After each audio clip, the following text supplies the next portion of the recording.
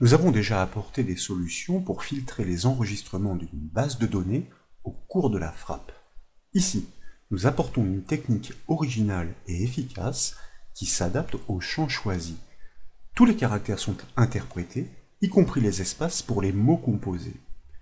Sur l'exemple illustré à l'écran, nous travaillons à partir d'un formulaire tabulaire recensant des clients par leur nom, prénom et profession.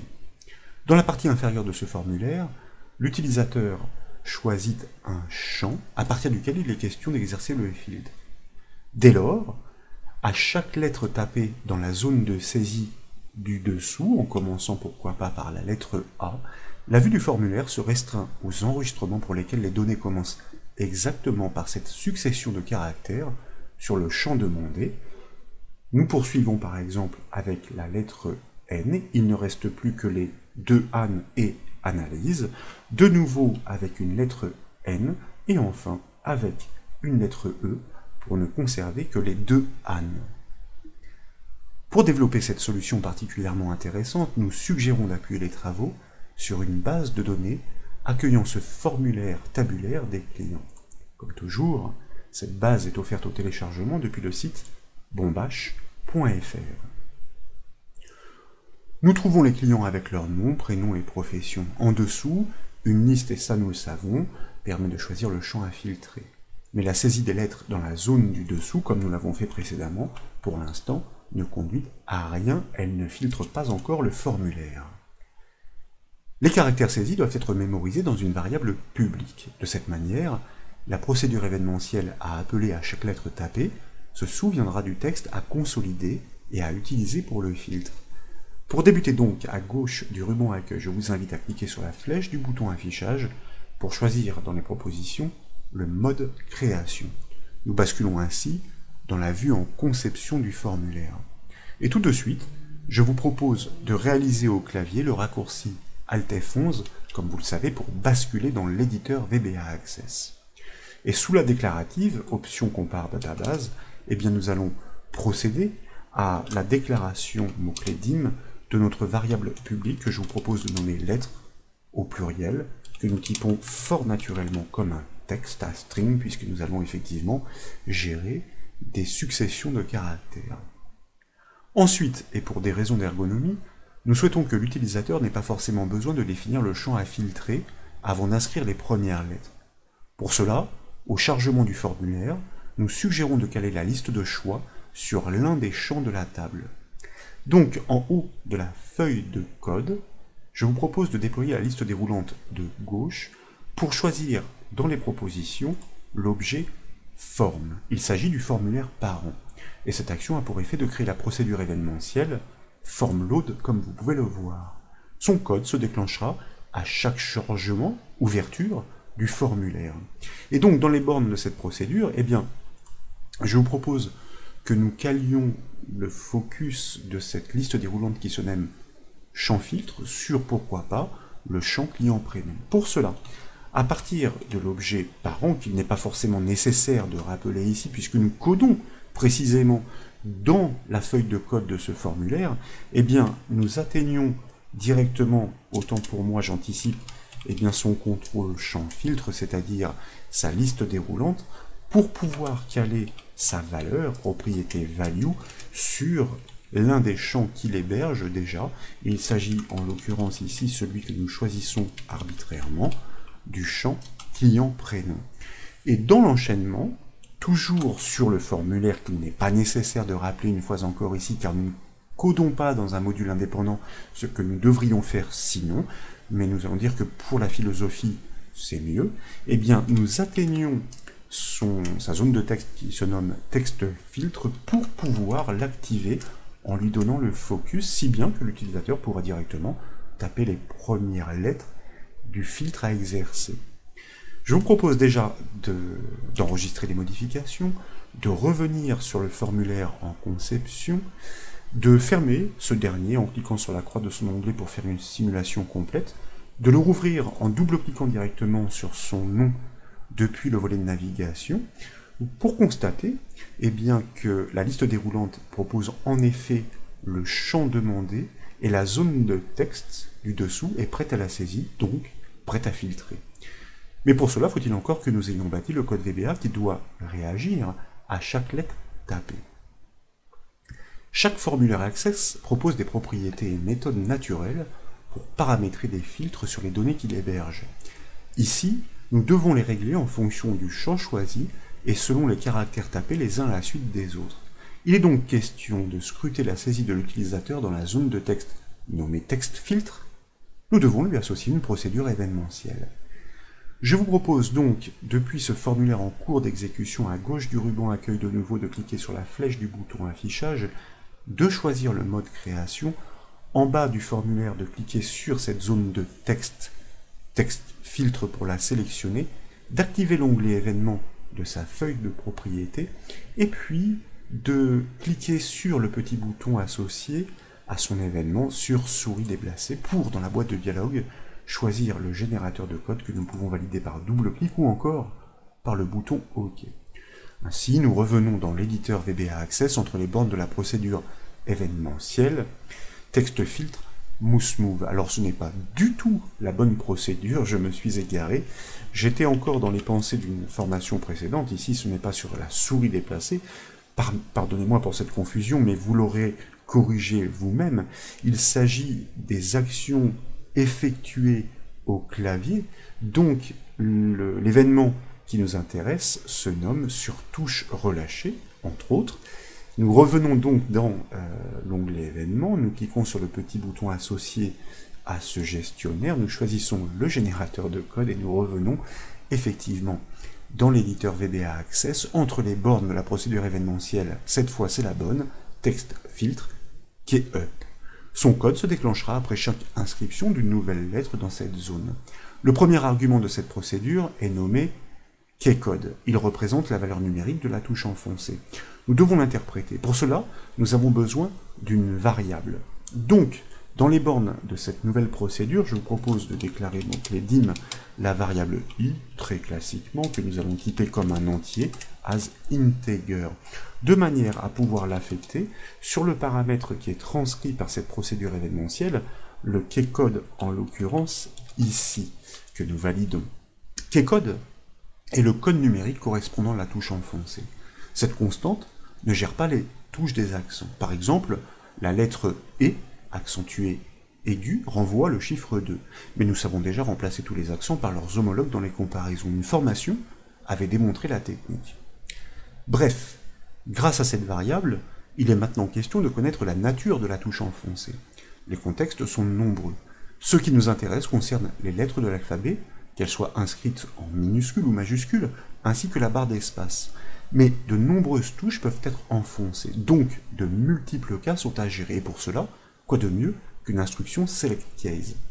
Donc à la suite du code, je vous propose de créer cette instruction select case prévoyant de nombreuses branches selon la valeur de la variable i, selon select case i.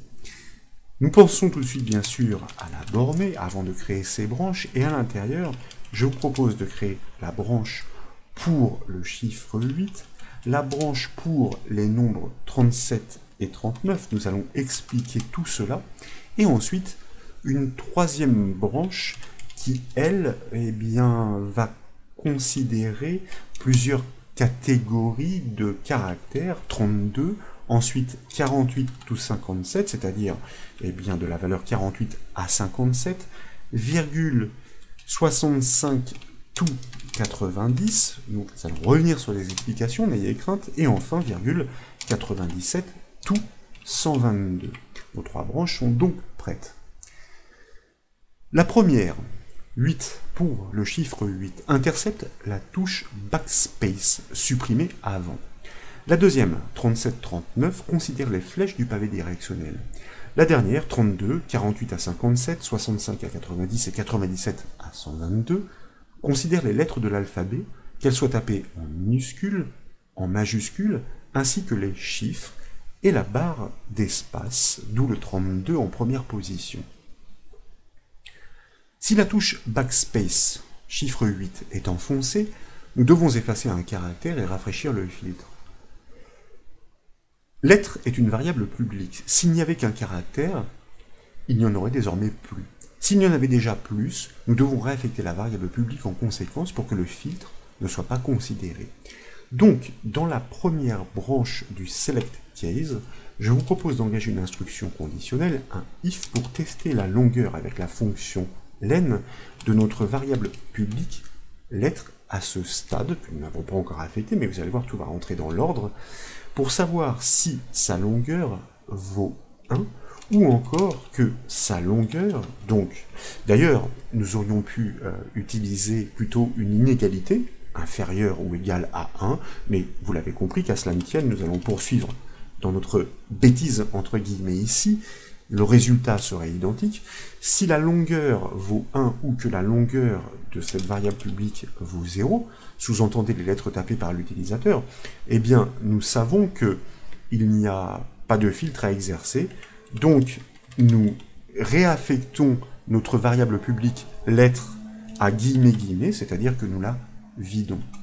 Dans le cas contraire, else, eh bien, nous allons, si vous voulez, tronquer d'une unité la chaîne qui existait jusqu'à maintenant pour enlever le dernier caractère. Donc nous réaffectons notre variable publique lettre sur elle-même, mais moins le caractère de la fin grâce à la fonction left que nous exerçons sur notre variable lettre pour prélever tous ces caractères jusqu'à l'avant-dernier. Donc la fonction len renvoie bien l'ensemble de ces caractères, moins 1, jusqu'à l'avant-dernier. Nous fermons la parenthèse de notre fonction left, bien sûr. Nous n'oublions pas de borner notre instruction conditionnelle après le else. Et puis, au sortir de cette instruction conditionnelle, nous allons appeler une étiquette qui n'existe pas encore, et que nous nommerons filtrer. Nous comprendrons pourquoi, tout simplement pour renvoyer le code directement vers le traitement qui va régler le filtre sur le formulaire en fonction des réglages que nous venons, en fonction des paramètres de cette variable publique que nous venons d'effectuer. Car lorsque aucun traitement ne sera à considérer, eh bien nous sortirons du programme et nous allons comprendre pourquoi et comment. Justement, lorsqu'une flèche du pavé directionnel est enfoncée pour déplacer le point d'insertion, l'action doit être ignorée pour ne pas solliciter inutilement le filtre. Donc, dans la deuxième branche de notre select case, 37-39, je vous propose, lorsque l'utilisateur enfonce la flèche gauche ou la flèche droite, d'utiliser la fonction VBA sendCase qui permet de simuler une action au clavier que nous allons inscrire entre guillemets, et comme vous le savez, pour des touches précises entre accolades. Ici, nous entrons l'instruction end, tout simplement pour envoyer le point d'insertion à la fin de la chaîne, à la fin de la zone de texte. Et bien sûr, comme vous voyez ici, nous n'allons pas renvoyer à l'étiquette filtrée, que nous allons intercepter avant cette étiquette le code, et bien, dans le cas de ces touches du pavé directionnel, nous avorterons le traitement pour que le filtre ne soit pas déclenché inutilement lorsque l'utilisateur appuie sur ces touches, qui ne sont pas utiles. Dans le cas de lettres ou de chiffres tapés, en revanche, l'information doit être consolidée pour que ce filtre, qu'il nous reste encore à paramétrer, puisse la considérer. Donc nous nous plaçons dans la troisième branche du select case, et là je vous propose de consolider ces informations dans la variable publique lettre. Nous prenons l'information qui existait auparavant, l'utilisateur a déjà tapé la lettre A et 2 fois la lettre N, et puis maintenant il vient à taper la lettre E.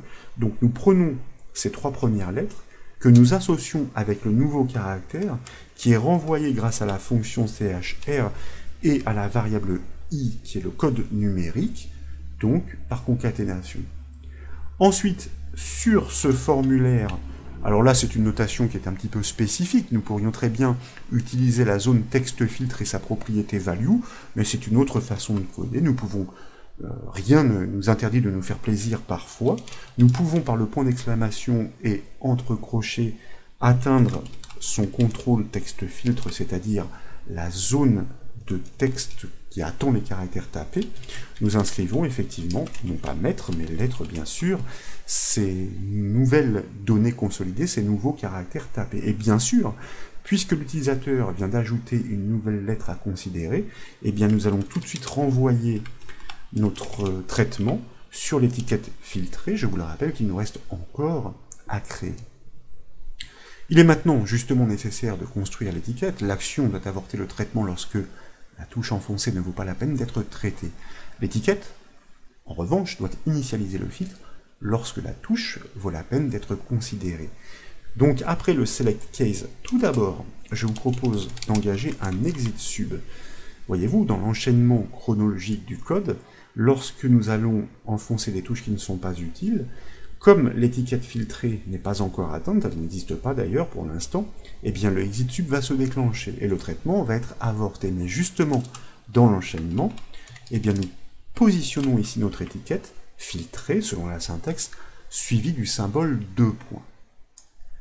Donc, dans le premier et le troisième cas, le exit sub va être ignoré. En fonction du champ choisi avec la liste déroulante, les données du formulaire tabulaire doivent maintenant être réorganisées et restreintes selon les caractères tapés dans la zone de texte. Mais, bien sûr, des tests sont à réaliser juste après cette étiquette grâce à une instruction conditionnelle pour connaître la longueur de cette variable publique lettre, toujours grâce à notre fonction len. Si eh bien, le nombre de caractères vaut 0, ça veut dire qu'il n'y a rien à filtrer. À ce moment-là, nous allons nous empresser sur le formulaire de désactiver le filtre. Vous voyez que le formulaire, nous le savons, est représenté par l'objet mi, c'est-à-dire l'objet parent actif, et nous allons régler sa propriété filter on à false pour désactiver le filtre naturel que propose un formulaire access. Le cas échéant, c'est-à-dire lorsqu'il y a effectivement a priori des caractères à considérer, eh bien, nous allons tout d'abord régler la propriété filter de ce formulaire pour pouvoir engager une organisation par rapport au champ qui a été désigné par l'utilisateur depuis le formulaire dans la zone champ filtre. Selon la syntaxe, entre guillemets, cette information de champ doit être encapsulée dans des crochets que nous concaténons effectivement avec l'information dynamique mi qui désigne le formulaire point d'exclamation pour descendre jusqu'à l'un de ces contrôles entre crochets. Il s'agit du contrôle champ filtre dont nous mentionnons le nom, nous fermons les crochets. Je vous rappelle que ici, eh bien, c'est une notation particulière que nous avons choisie, mais nous pourrions très bien atteindre ce champ par le biais directement de sa propriété value, champ filtre point value, que nous reconcaténons avec un crochet fermant dans cette notation spéciale qui est tout à fait possible et intéressante, pour pouvoir lui associer eh bien, l'opérateur like, qui signifie, comme vous le savez, qui indique à cette syntaxe que nous souhaitons ne conserver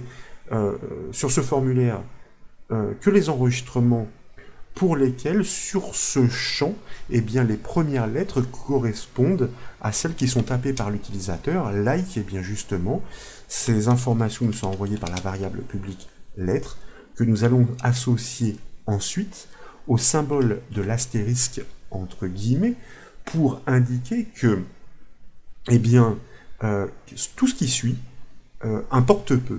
Ce qui est important, ce sont les premières lettres qui sont tapées. Dans la mesure où, effectivement, les enregistrements sur ce champ commencent par ces premières lettres, nous les conservons. Alors j'oublie une chose qui est fondamentale, hein, et Dieu sait que nous en avons pourtant l'habitude lors des requêtes que nous effectuons, les requêtes SQL pour attaquer les tables de la base de données.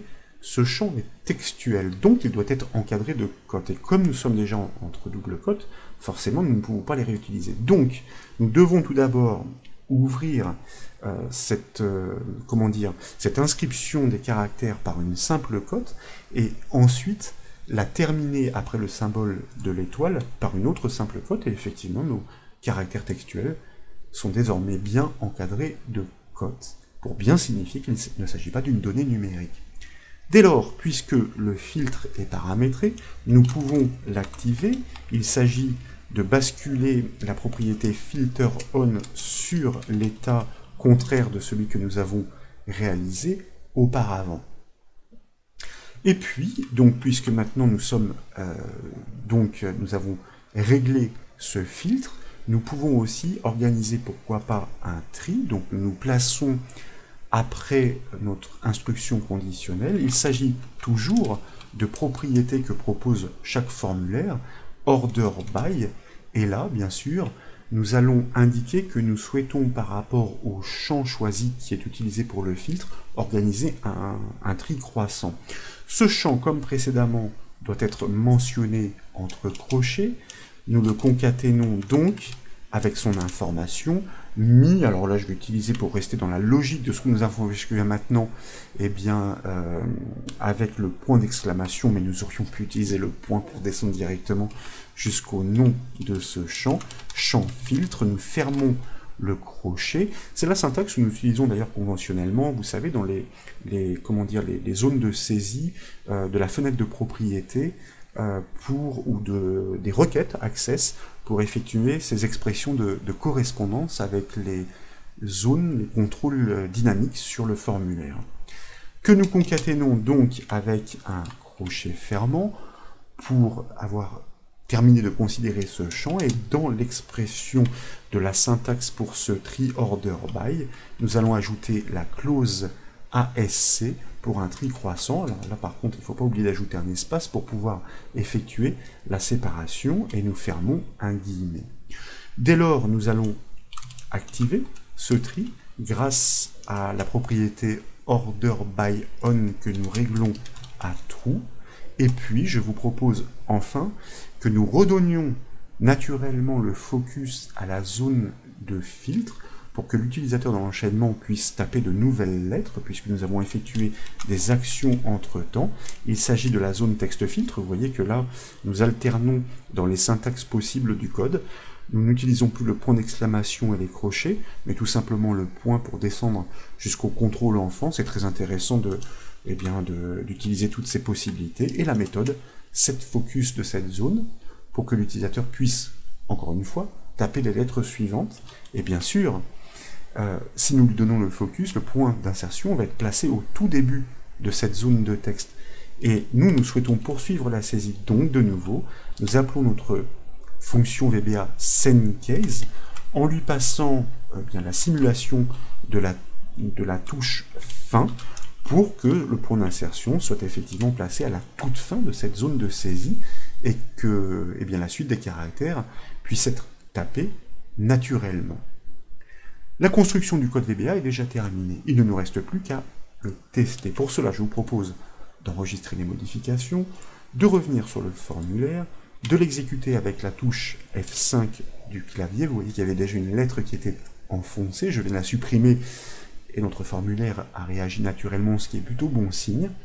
Avec la liste déroulante, je vous propose, pourquoi pas, de choisir le champ client nom, de cliquer dans la zone du texte pour le filtre en dessous, de taper, c'est une proposition, la lettre D, pour constater qu'il ne reste que les clients dont le nom commence effectivement par la lettre D. Dans l'enchaînement, nous allons taper la lettre O, et comme vous pouvez l'apprécier, il ne reste plus que 2 clients. Il s'agit de 2 médecins dont les noms commencent par la lettre D suivie de la lettre O.